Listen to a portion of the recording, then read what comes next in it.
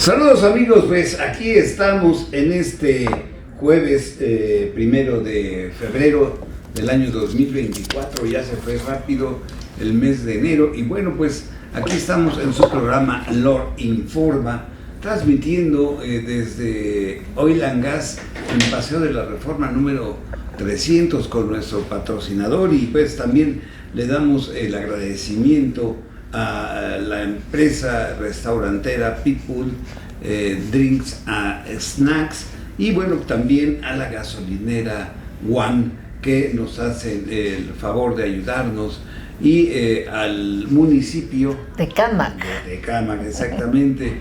Bueno amigos, pues esperemos que les agrade esta entrevista. Si es así, denle manita arriba, denle campanita, por favor, compártanla, eso nos ayuda mucho a nosotros para seguir creciendo en su compañía. Y en mi compañía, a mano izquierda, pues tengo a la licenciada Brenda Fonseca. Licenciada, mil gracias por acompañarme. ¿Quién le dará lectura pues a nuestra acompañante del día de hoy, a Marsha Bella Cruz? ¿Puedes darle lectura a la semblanza de la licenciada Marsha? Con todo gusto. Marsha Bella Cruz, presidenta de la Fundación Orgullo Diverso de México AC, comisionada federal de los derechos humanos de grupos vulnerables y migrantes de la Comisión Internacional de los DDHH, escritora, conferencista internacional en derechos humanos. Durante la pandemia por COVID-19 fue directora del proyecto Caravana de Apoyo a Grupos Vulnerables de la Diversidad de México, coautora de protocolos y proyectos como Voto Trans, México Libre de Discriminación, INE México, proyecto que ganó la Palma de Oro en el Parlamento Europeo, coautora de la iniciativa de ley Derecho a la Identidad de Género 2014, misma que fue aprobada por 18 congresos locales en México, constituyente ciudadana en el proyecto de Constitución de la Ciudad de México, primera constitución en el mundo que reconoce los derechos de las personas trans. Participó en el Protocolo Nacional de Diagnóstico con Fiscalías y Ministerios Públicos en casos de la diversidad sexual. Integrante de la iniciativa de ley para tipificar los transfeminicidios en México. Cuenta con acreditación por parte de la Comunidad Europea y certificación para 15 países en actividades de educación médica y prevención de la salud en tratamientos de resistencia como hepatitis y VIH. Coautora de la iniciativa de ley Cupo Laboral Trans en México 2022. En el Congreso de Baja California Norte fue asesora en 3 iniciativas de ley: la del matrimonio igualitario, la de identidad y género, así como la referente a la prohibición de las terapias de conversión ECOSIG. Participación en el proyecto de identidad de género para las personas trans migrantes mexicanas en las 80 embajadas de México en el mundo con la Secretaría de Relaciones Exteriores. Integrante del Parlamento de Diversidad en la Cámara de Diputados como diputada ciudadana federal en la Comisión de Trabajo y Prevención Social. Certificada en liderazgo en proyectos de grupos vulnerables en América Latina y el Caribe por Congreso de Estados Unidos. Cuenta también con la certificación en el Congreso Internacional de Derechos Humanos y el Estado de Derecho de los Congresos de Izquierda de América Latina y el Caribe. Ha realizado varios diplomados y ha sido conferencista en la Cámara de Diputados y Congresos Internacionales sobre el tema del voto trans. El 27 de enero pasado fue integrante del proyecto de Líderes Políticas para América Latina y el Caribe para diputaciones federales impartido por congresistas de Washington, D.C. y aliados de Brasil, Argentina, Uruguay y República Dominicana. Actualmente es aspirante y precandidata a diputada federal migrante 2024-2027. Marsha Bella Cruz, bienvenida, es un honor tenerte en Lord Informa. Bienvenida. Muchas gracias por acompañarnos, Marsha. Yo quiero arrancar esta entrevista con 2 preguntas a la vez. En la primera, estamos casi culminando la administración del presidente Andrés Manuel López Obrador. Y yo quisiera decirte, ¿cómo has visto estos 5 años y fracción en materia de el trato al movimiento diverso, al movimiento trans? ¿Cuál sería tu evaluación que me das? Y que me digas si te sentiste tú ofendida ahora que el presidente, el licenciado Andrés Manuel López Obrador, en una gira de trabajo, le dio un beso a una compañera y en donde se soltaron la bola de críticas por esa acción. ¿Qué me digas tu opinión? Hola, pues muy buenos días. A mí me da mucho gusto estar aquí. Les agradezco mucho la invitación. Espero que sea una de muchas. Pues bueno, en este lapso de nuestro presidente, el licenciado Andrés Manuel López Obrador, que tenemos un orgullo de presidente. Tenemos un orgullo de presidente porque a nivel mundial está considerado el segundo mejor presidente mejor evaluado del mundo, después del presidente de la India. Entonces, eso no es nada menor. ¿Cuándo habíamos tenido un presidente que en tan poco tiempo haya hecho obras tan grandes para nuestro país? Dentro de la historia de nuestro país, de los presidenciables, yo solo recuerdo a Benito Juárez, al presidente Benito Juárez, benemérito de las Américas, y también al presidente Lázaro Cárdenas, que nacionalizó el petróleo.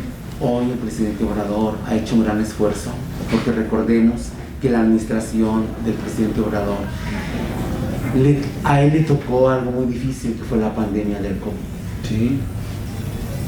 Una pandemia que en el mundo hubo un retroceso de 10 años en varios países. O sea, no hubo un crecimiento y eso duele mucho por los ciudadanos del mundo. Pero el orgullo diverso, el movimiento trans, ¿cómo se siente? Bien. ¿Cómo han sido tratados? ¿Cómo han sido Bueno, en relación al movimiento trans, recordemos que históricamente fueron 2 mujeres trans las que lucharon por los derechos de la diversidad en el mundo. Fueron Marsha Johnson y Sylvia Rivera, quienes un día en el lugar donde iban a convivir, que fue en Stonewall Inn, en Christopher Street, Nueva York, llegaron la represalia de la policía y fueron una semana de disturbios. Y fue ahí cuando ellas empiezan a alzar la voz y empiezan a exigir sus derechos. ¿Por qué fueron violentadas?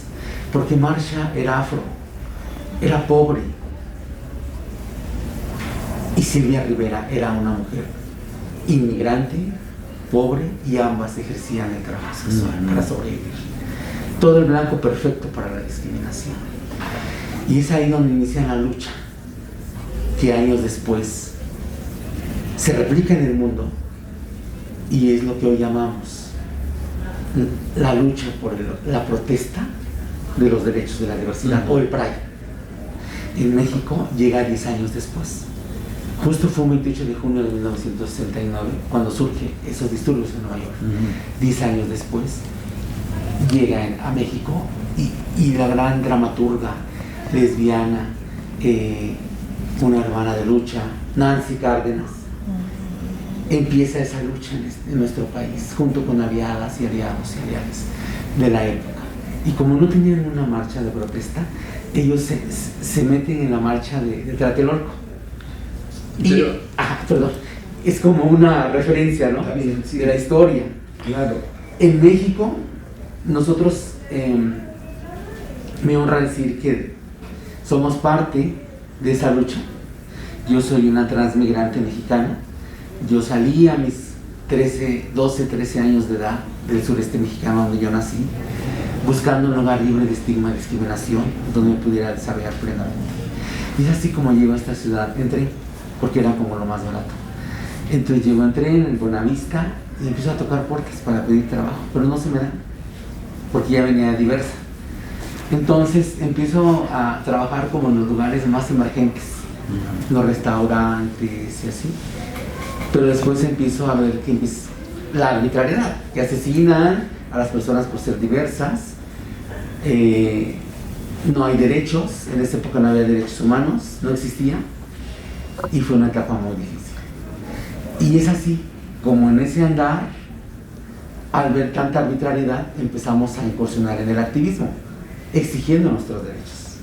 En relación a esa pregunta, nosotras hemos, en ese andar, en ese activismo callejero, que lo hicimos cerrando calles, cerrando oficinas gubernamentales de hace muchos años, cuando nos seguían matando. Y aún hasta el día de hoy nos siguen asesinando. Hace 15 días asesinaron a la candidata senadora Samantha Fonseca, una gran amiga, aliada, que en ocasiones hacíamos proyectos de derechos humanos. Fue asesinada el 14 de enero. Y en lo que va de este mes de enero, 5 mujeres trans han sido asesinadas. Otra luchadora social de Michoacán, estilistas, activistas. Por eso México sigue siendo el segundo país en el mundo en crímenes de odio. Y de esos crímenes, el 50% son de mujeres trans. Algo muy lamentable todavía. El primer lugar lo ocupa Brasil, el segundo es México. En el tema y en la pregunta del asunto que tuvo nuestro presidente, eso desafortunadamente se malinterpretó, porque quien prendió la mecha para ponerle como más, ¿qué será?, limón a la herida, fueron los periodistas de ultraderecha, López Dóriga, que nada más están viendo algún error de nuestro presidente para atacar, para desprestigiarlo.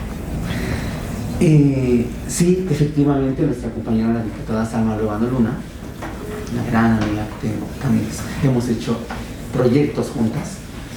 Ella es diputada por Aguascalientes.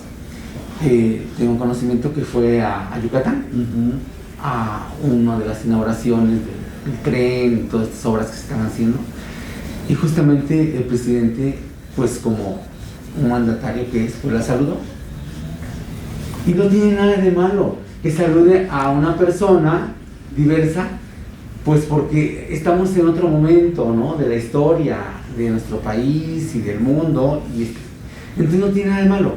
El problema son los periodistas amarillistas de ultraderecha que prendieron la mecha y dicen: oiga, presidente, ¿entonces a usted le gusta besar a los hombres? O sea, desde ahí el problema es el periodista que está creando un conflicto, pero sabemos que ellos son así. Ellos crean conflicto.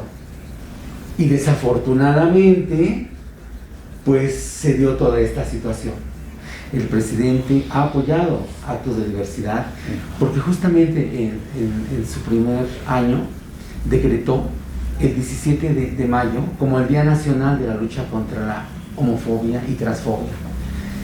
Ha hecho actos, ha sido respetuoso en todo su sexenio. Entonces, yo como activista y defensora de los derechos humanos reconozco que en el sexenio del presidente Obrador no ha habido represalia, no ha habido redadas, no ha habido racias como la hemos vivido históricamente las personas que tenemos más de medio siglo enfrentando la discriminación y que hemos dejado de ser víctimas. Hoy somos guerreras de vida, porque estamos en el día a día luchando por nuestros derechos, abriendo puertas. ¿Por qué? Porque es importante hacer esa sinergia entre las luchas pasadas, las presentes que somos nosotras, y las futuras, porque atrás de nosotras vienen las generaciones de las infancias trans. En nuestro país, en 5 estados de la República, ya se reconocen las infancias trans, la identidad de las infancias trans. De hecho, la Suprema Corte de Justicia de la Nación emitió un acuerdo para que no es delito registrar a un menor trans, porque se ha aprobado para mayores trans. Surgió en 2014 que un grupo de activistas y defensoras de derechos humanos, impulsadas y con la idea de Agnes Torres. Agnes Torres fue una mujer trans que nació en Puebla, un estado muy conservador. Y ella se fue a estudiar a la Universidad Veracruzana y se recibe y regresa a Puebla a hacer la lucha por los derechos de la diversidad. Y Agnes tenía un sueño. El sueño de Agnes era que todas las mujeres trans de nuestro país tuvieran su nombre de acuerdo a su identidad, o sea, como mujeres diversas. Y justo eso levantó mucha ámpula en aquella época, cuando elecciones la atacaban, decían que eso no era correcto y que no iban a apoyar eso. Y Agnes fue la iniciadora de esta propuesta. ella dejó una carta donde decía: sueño con que algún día las mujeres trans sean reconocidas en su derecho a la identidad. Agnes, por levantar la voz, un día desapareció y su cuerpo apareció calcinado en su camioneta en un basurero, y las investigaciones dicen que previa fue torturada, como muchas veces ha pasado en nuestro país cuando alguna persona de la diversidad, compañero gay, a compañeras lesbianas, a compañeras trans, alzan la voz por nuestros derechos. O una de dos: o las asesinan, las accidentan, o las envían a la cárcel. Oye, Marsha, perdón que te interrumpa, ya que hablas de cuestiones electorales, estamos precisamente en una temporada electoral, no solo en México, también en Estados Unidos. Me gustaría mucho conocer tu opinión. ¿Qué tanto ha cambiado esa lucha? Porque ustedes tienen una lucha en diferentes ámbitos, en este caso en materia política, en derecho al voto. Recordemos que por ahí antes de las elecciones de 2018, un consejero del INE, Jaime Rivero, estaba diciendo que el voto de la comunidad trans era un voto de dudosa credibilidad. ¿Qué tanto ha cambiado eso?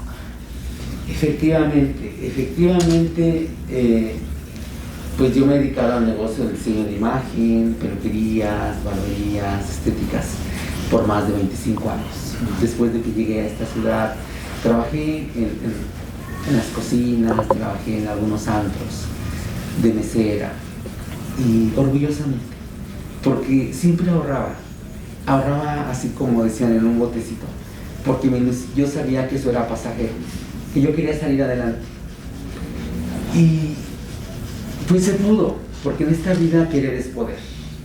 No, nada, las barreras se pueden superar. Entonces me capacité y empecé, como dije, no me dan un empleo digno, pues yo voy a fundar mi propia fuente de empleo. Y ya que me preparé, al año y medio, 2, fundé mi primera estética, mi primer salón, y a los 9 meses otro, y luego otro, y llegué a tener 7, y di empleo a más personas, mucho tiempo. Ante la pandemia vendí unas y otras las quité, y por fin he estado en un momento de paz, y concentrada ahora en el proyecto del bienestar y pues los derechos humanos.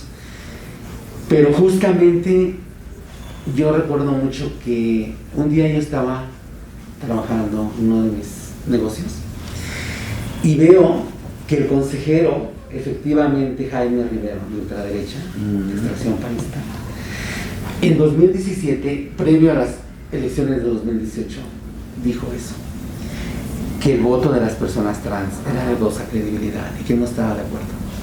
Y entonces hablé con el grupo de compañeras activistas y fuimos 3 mujeres trans las que nos fuimos al INE, clausuramos al INE simbólicamente, no dejamos pasar el transporte en esa parte del sur, y fue una protesta muy fuerte, pacífica pero enérgica, y llegaba cualquier persona de ahí a hablar con nosotros del INE, pero decíamos, no nos vamos a mover hasta que venga el presidente consejero, que era Córdoba Benello. Y después de unas horas, y al ver tanta presión, sí llegó el consejero presidente, se abrió la mesa de diálogo, entramos al INE y tardamos un año de reuniones 3 veces por semana, que eran desde las 5 de la tarde a las 9 o 10 de la noche, y teníamos que dejar nuestros trabajos abandonados, nuestros negocios, pero el activismo lo traemos en la sangre, en las venas, nada importaba más que dar una solución. Y después de un año de reuniones y de capacitación, y que presentamos, demandamos al INE, y nos apoyó CNDH, CONAPRED, Alejandra Haas, que era la titular de CONAPRED, y presentamos las denuncias correspondientes. Y entonces a la Comisión Interamericana, a Amnistía Internacional, con los organismos internacionales, como lo indican los principios de Yogyakarta, del respeto a nuestros derechos humanos y los tratados que México ha firmado. Y entonces se pudo haber tumbado las elecciones del 2018 por esa situación. Fue tan delicado el asunto que se tuvo que trabajar un año. y hacerles entender a los consejeros que nosotros no pedimos privilegios, que lo único que pedimos son derechos, porque también somos ciudadanas y ciudadanos de este país y pagamos impuestos y aportamos al crecimiento de nuestra nación y no teníamos por qué ser violentadas de esa manera. Entonces, después de un año, un 17 de diciembre de 2017, se aprueba por unanimidad el derecho al voto trans con INE México, libre de discriminación, que un año después ganó la Palma de Oro en el Parlamento Europeo como el mejor proyecto del mundo que respeta la dignidad humana y hoy es un ejemplo mundial. Y se encuentra resguardado en todas las embajadas de México en el mundo y es parte del documental que les invito a que lo vean, la historia de los procesos electorales de México, de Editorial CRI. Ahí está la historia del voto, cuando el hombre no tiene el derecho y exige y lo logra, cuando la mujer logra el derecho al voto, y años después, cuando las mujeres trans logran el derecho al voto trans libre de discriminación para todas las elecciones de nuestro país. Entonces eso es muy, muy bonito, porque en su momento no nos dábamos cuenta de la dimensión que esto tendría, pero cuando pasa el tiempo es algo maravilloso ver que hemos aportado un granito de arena, y eso es muy importante. Eso nos motiva a seguir en la lucha por el reconocimiento de nuestros derechos. Y sí, o sea, ahora hicimos que el consejero diera una disculpa pública, pero justamente los diputados, senadores, y como el consejero de extracción panista, de ultraderecha, que son aliados de Vox de España, están siempre en contra de los derechos de los grupos más vulnerables de la sociedad, porque no nada más somos las personas trans, también los afrodescendientes, las personas de talla pequeña, las personas de pueblos originarios, las personas migrantes, porque también hay las personas de pueblos originarios migrantes y afros, y no solo de otros países, sino también mexicanos del sureste y otros estados de nuestro país.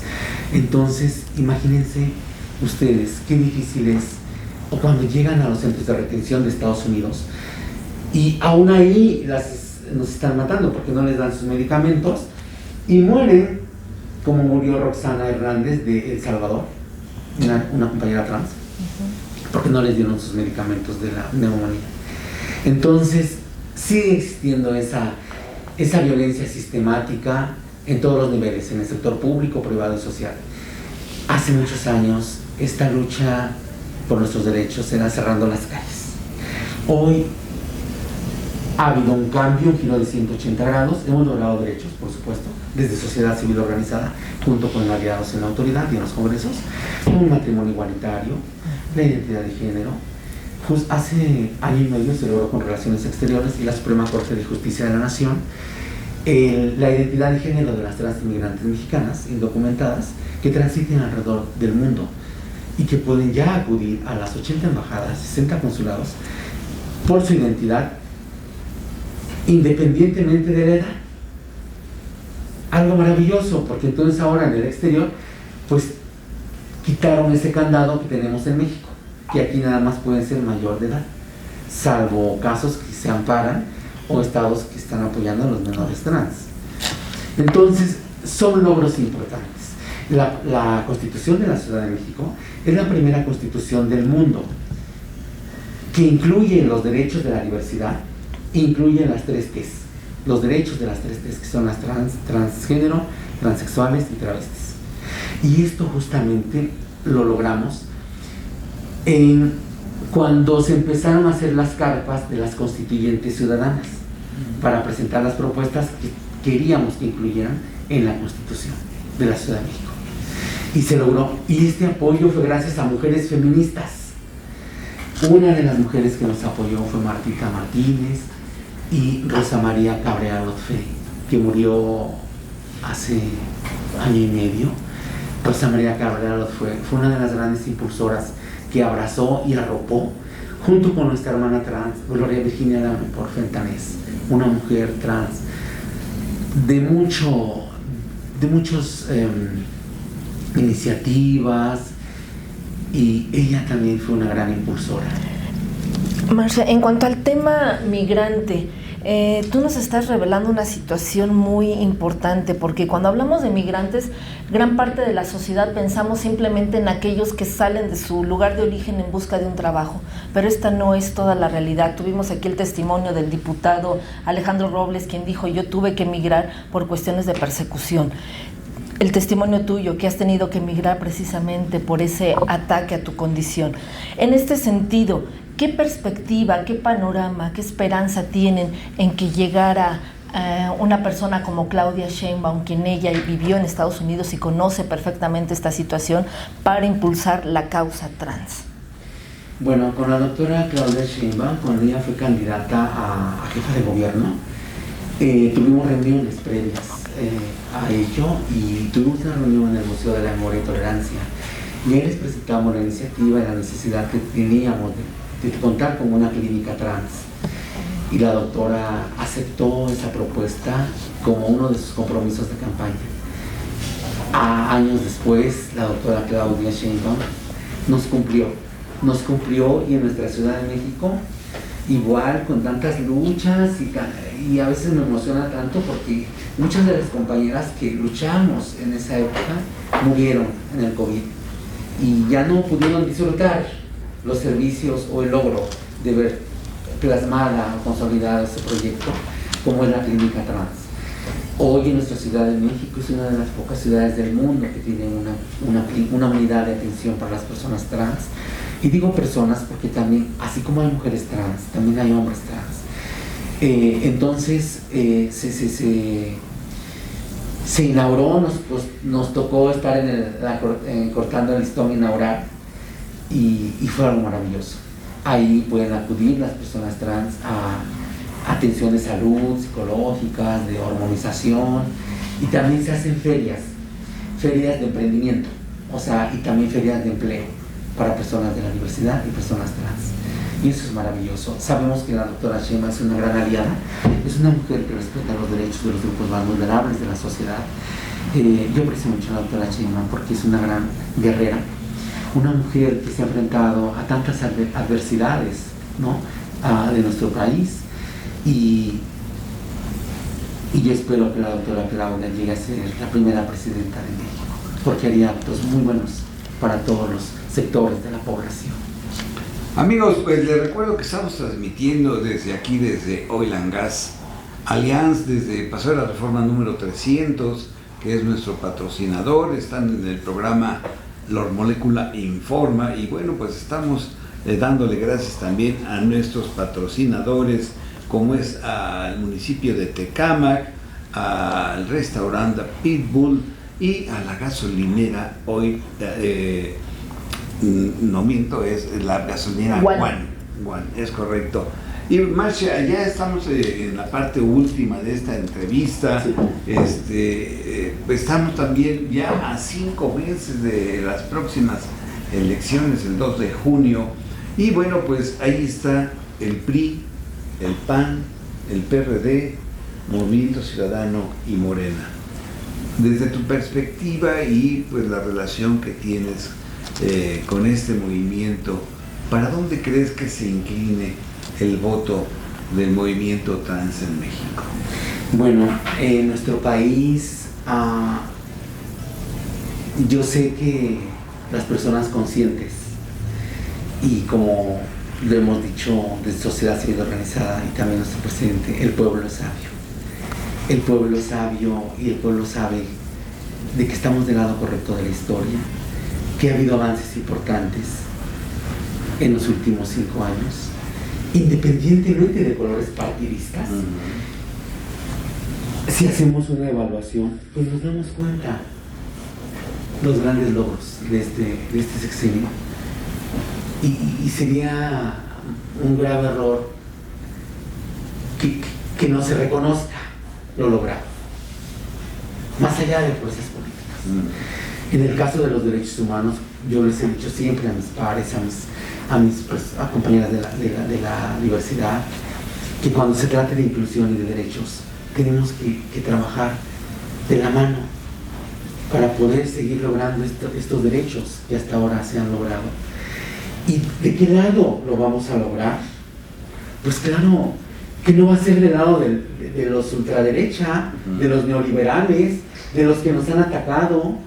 Hay diputadas y diputados que nos siguen atacando, como el diputado Cuadri, como la diputada América Rangel, como la diputada Castel, que era 1 de enero de este año, que es un día de asueto, y ella estaba escribiendo que su mejor proyecto para este año era hacer una iniciativa contra las trans. Entonces, digo, pues que no descansa.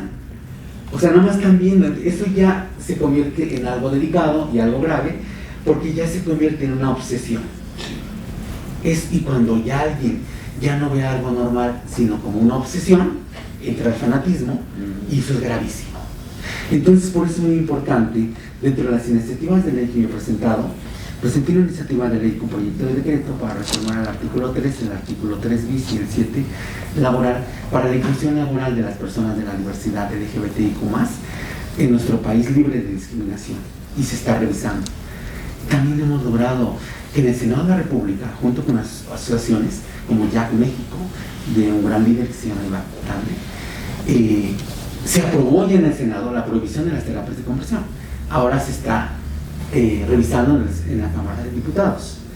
Y justamente en diciembre se presentó la encuesta del INEGI sobre discriminación. Y ahí se indica que somos más de 5 millones de personas de la diversidad. Ya no somos minoría, como alguna vez fuimos. Porque si en esa encuesta contemplamos en un muestreo, y yo calculo que no somos 5 millones, somos más de 10 millones. Porque muchas veces cuando entrevistan a una compañera, compañero o compañera de la diversidad, tal vez está en su trabajo, está su familia, en su casa, y no, muchos están en el closet. Entonces no quieren que sepan que el tío, aunque se les note a leguas, el tío, la tía, el papá, pues digan, ay, pues yo no, está la encuestadora, declararse abiertamente, o lesbiana, o gay, o así, porque pierden mucho su ley y los corren de la casa. Muchas veces, desde el núcleo familiar está la discriminación. Yo les invito a que arropen a sus hijos, sus hijas, sus hijes, que los apoyen, porque ¿a dónde van a ir en la calle? A exponerse al crimen organizado, a los proxenetas, a la trata laboral, trata sexual, al tráfico de órganos. Ahorita está muy difícil la situación en nuestro país. Yo veo las noticias que desaparecen personas en Jalisco, en Torreón, en Tijuana. Como Comisionada Federal de los Derechos Humanos, Grupos Vulnerables Inmigrantes, el Consejo Académico Mundial, viajamos a la zona norte, Tijuana, y vamos a los albergues migrantes, al Jardín de las Mariposas Migrantes, a la Casa Transcurso Sin Fronteras, Casa Luz, Casa Arcoíris, y en Tapachula también, Guerrero, Oaxaca, Chiapas, Campeche, Yucatán, Quintana Roo, Belice, Valle de México y Ciudad de México. Hacemos pruebas de VIH, sífilis, hepatitis, llevamos apoyos alimenticios, foros de derechos humanos, porque migrar no es delito. Los migrantes también tienen el derecho, y la dignidad no tiene fronteras. Claro. Y en ese sentido, precisamente por eso me interesó mucho inscribirme en esta participación para los cargos de elección popular, porque justamente desde los cargos de elección popular y además de los cargos de toma de decisiones, podemos incidir a otro nivel, ¿sí? Para seguir apoyando, legislar políticas públicas incluyentes, transversales y diversas, que reparen la deuda histórica que se tiene con nuestros sectores de la población más olvidados, y de la diversidad, pero la diversidad en general somos todos. O sea, lo que son los inmigrantes, afrodescendientes, personas de talla pequeña, personas de pueblos originarios, personas en reclusión, personas adultas mayores y personas que durante jóvenes se inyectaron los biopolímeros y que con los años se les está pudriendo la carne, y si no tienen dinero, si no tienen empleo, mueren de un cáncer. Entonces, por eso es muy importante hacer esas políticas públicas. Por eso me interesó mucho participar, y hoy estoy participando como precandidata a diputada federal, justo también por la acción migrante, ¿sí? Porque yo soy migrante, yo fui una niña migrante. Hoy que han pasado los años, de pronto, con esas pequeñas aportaciones y logros que hemos tenido en conjunto con los activismos, yo de pronto veo a esa niña y le hablo al oído y le digo, lo lograste.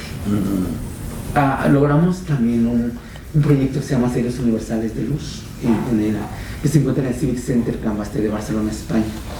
Y una periodista recientemente me preguntaba, ¿valió la pena dejarlo todo?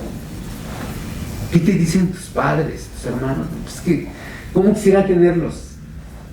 Pero hoy que volteo, ya no están, murieron. Mi hermano mayor murió, mi hermana mayor murió, Pero valió la pena. mi padre murió, mi madre murió, y hoy siento y puedo decir que pagué el precio, he pagado el precio de haberlo dejado todo. El cielo que me vio nacer, mis padres, mis hermanos, mis amigos, dejarlo todo. Y yo sé que el tiempo que me reste de vida, yo voy a seguir en esta lucha, hasta el último día de mi existir, porque el activismo me trae en la sangre, en las venas, no podría vivir sin el activismo. Y vamos a seguir en esta lucha hasta lograr que la justicia, los derechos, las libertades y la dignidad se vuelvan costumbre para todas las personas más vulnerables de nuestra sociedad. Buscar la tan anhelada felicidad, que es la que tanto buscamos, y vivir una vida libre de violencia. Sí. ¿Cómo podemos llegar a hacer que esos derechos sean costumbre, que no tengamos que recurrir al golpe de decreto para imponerlo? Te digo, ante todo, en la cuestión, por ejemplo, laboral. A mí me llama mucho la atención, me duele, me lastima que una sociedad pueda castrarlos como grupo trans y decirte que por el simple hecho de tu preferencia sexual no puedas ser médico, no pueda ser, no sé, cocinera, no pueda ser periodista. ¿Por qué castrarlos de esa manera si tienen el talento, la capacidad, la inteligencia? Cuando, por ejemplo, otros grupos como los gays simplemente dicen, ¡ay, es gay! No pasa nada. ¿Por qué? ¿Cómo podemos revertir esa situación? Dentro del mismo acrónimo LGBTIQ+, justamente las personas trans son las más violentadas y discriminadas dentro del mismo sector.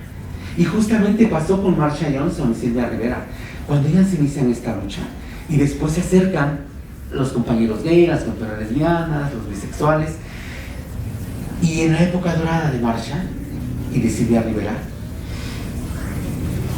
la apoyan administrando como el proyecto. Marsha y Silvia mueren en la indigencia, pobres, después de haberlo tenido todo en una época de oro inter, de éxito, de cortometrajes, películas y todo.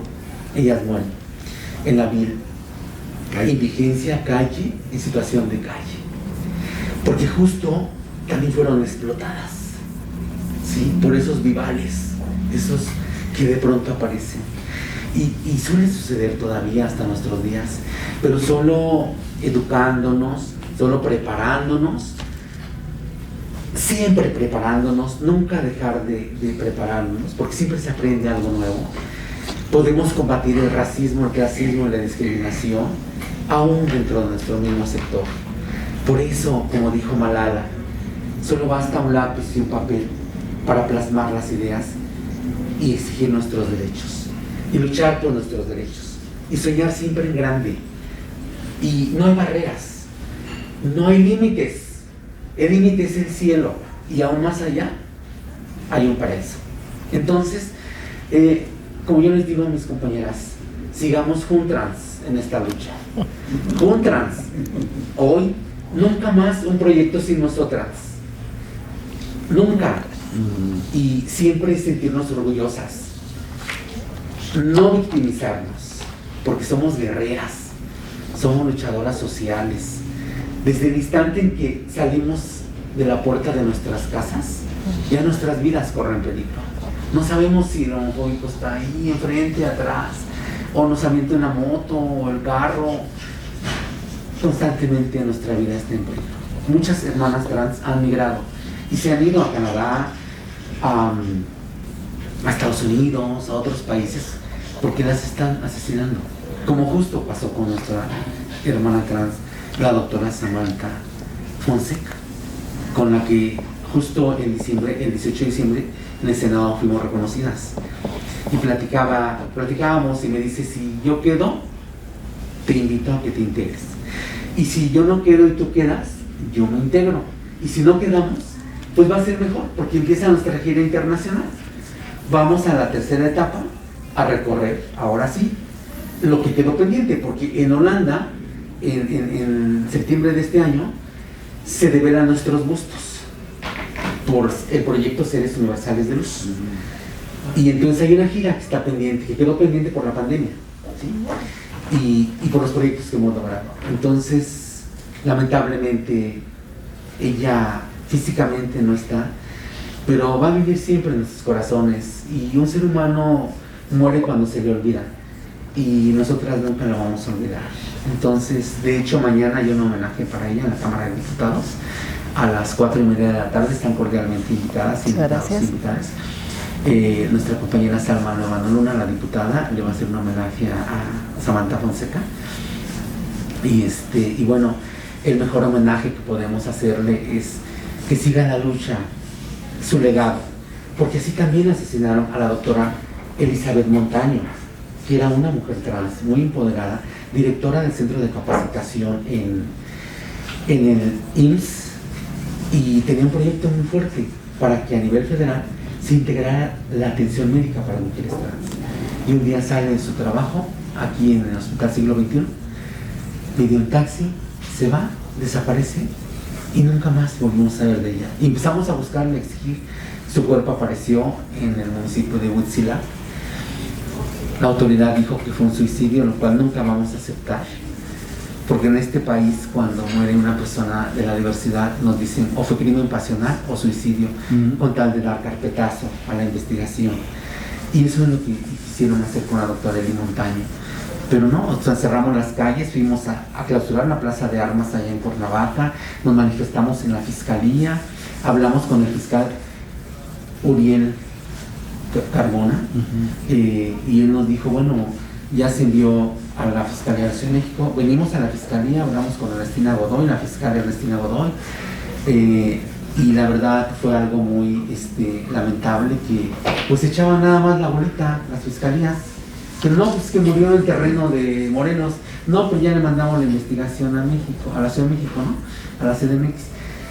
Al final quedó así, dijeron que fue un suicidio, pero nunca vamos a aceptar esa versión. Sabemos que fue asesinada porque era incómoda, incomodaba a muchas personas. Nosotros vamos a seguir incomodando, vamos a seguir alzando la voz para lograr nuestros derechos. Qué bueno. Porque podrán cortar todas las flores, pero nunca detendrán el movimiento de la diversidad y de la primavera trans. Vamos a seguir en esta lucha. Nos da mucha emoción ver nuestros logros, nos duele mucho que nos sigan asesinando, y si la próxima algún día sería yo, sería orgullosamente morir en la meta y en la raya, morir en la lucha, y no reprimida como quieren, sin alzar la voz. Si por alzar la voz fuera la próxima, sería un orgullo que fuera en la lucha por nuestros derechos, porque yo sé que vienen muchos y muchos aliados atrás de nosotros. Justamente esta semana, de cientos de aspirantes a